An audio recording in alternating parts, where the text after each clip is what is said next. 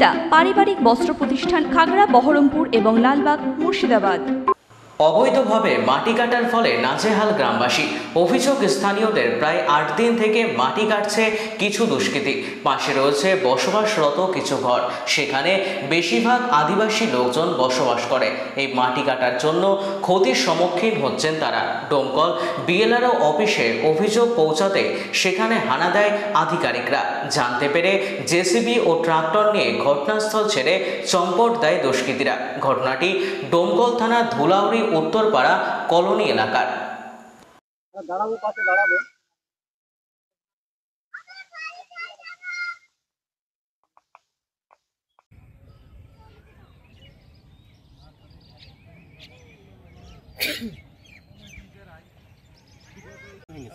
ঘরটা আপনার ইচ্ছা করে ভেঙেছে,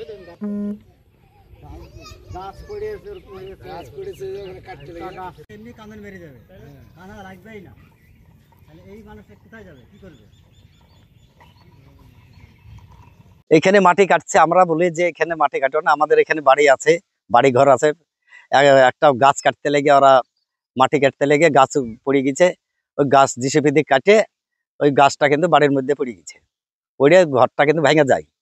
ভেঙে যাওয়ার পর আমরা বললাম আসে যে তোমরা এখানে মাটি কাটা বন্ধ করো। তারপরে ওরা বলছে যে না, আমরা সম্পত্তি, নিজের সম্পত্তি, আমরা মাটি কাটবো। আমরা বললাম যে না, মাটি কাটা হবে না, বন্ধ করে রাখো। সেটা হচ্ছে আমাদের পরশুদিন হয়েছে কথা এখানে। হ্যাঁ, এই জায়গাটা হচ্ছে আপনার গোবর মণ্ডলের জমি, গোবর মণ্ডল ছিল। তাও আমি বললাম যে আপনারা ওইভাবে যে মাটি কাটছেন, তাহলে ওই বাড়ির অবস্থাটা কি হবে? না, তা আমরা পরে ঠিক করে দিব, পরে ঠিক করে দিব। কিন্তু এই কথাটাই বলে। আমরা বলছি যে জমিটা কাটছেন আপনারা কি সব, আমাদেরকে একটু কাগজ দেখান। ওরা বলে যে না, পরে দেখাবো, পরে দেখাবো। কিন্তু পরে করতে করতে 3 দিন কেটে গেল। তারপরে আমরা আজকে আবার গেলাম সেই জায়গায়, ডোমকুলে গেলাম থানায় অবজেকশন করতে গিয়ে। সে তো বেলারের ওখানে ঢুকলাম, ঢুকে ওখানে দরখাস্ত দিয়ে থানাতে ঢুকলাম। তো বললো পরে হবে, তোমরা আমি আগে ইনকোয়ারি করি বলে থানা আসলো। আমরা ডোমকুলে থাকতে কিন্তু থানা চলে আসলো। আসার পরে আমরা শুনতে পাচ্ছি যে না, জিসিপি ট্রাক্টর সব নিয়ে চলে গেল। পুলিশ আসবে ওই কথাটা শুনেই সঙ্গে সঙ্গে চলে গেল।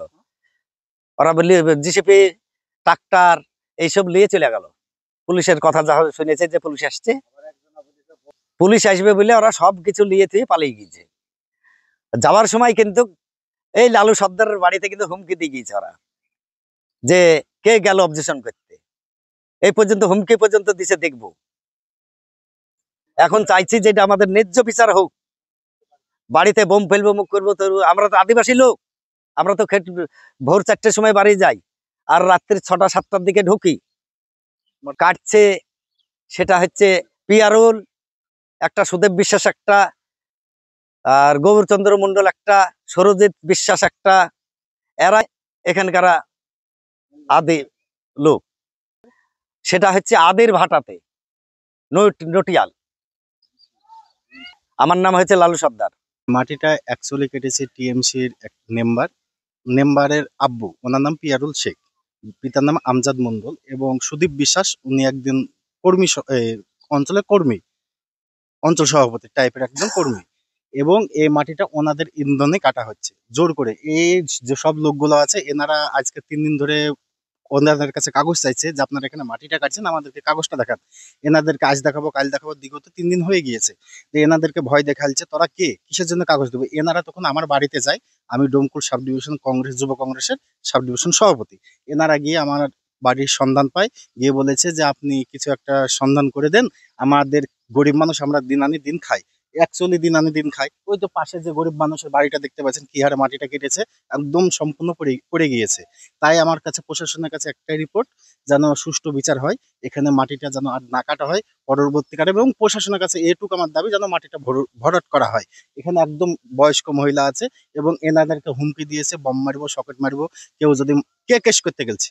তা আমি ওদেরকে বলেছি যে আমি গিয়েছি বলে সবারই সামনে প্রচার করবেন যে আমি কেস করতে গিয়েছি। আমার নাম পিয়ারুল, বাড়ি নাখেরাজ, ডোমকুল সাব ডিভিশনের সহসভাপতি, জাতীয় কংগ্রেসের।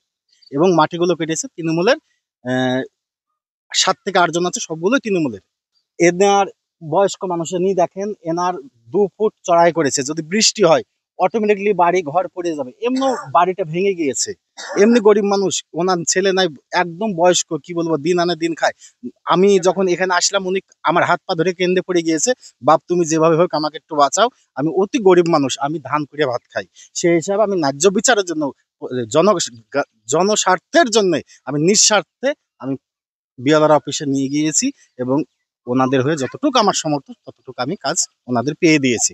আশা করছি পরবর্তীকালে আর মাটি কাটতে আসবে না। ওয়েস্টার্ন আউটফিট, ফ্যান্সি চুড়িদার, শাড়িতে রকমারি রঙের সমাহার, ফ্যাশনে এসেছে আজ নতুন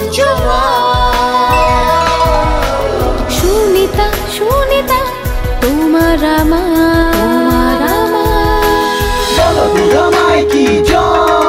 আজ পুজোর হাওয়া, নতুন চাওয়া পোশাকের এই আঙিনায়, সুনিতা মন ছুঁয়ে যায়। সুনিতা, সুনিতা, সুনিতা সবার। সুনিতা 309 নেতাজি রোড, খাগড়া, বহরমপুর, মুর্শিদাবাদ।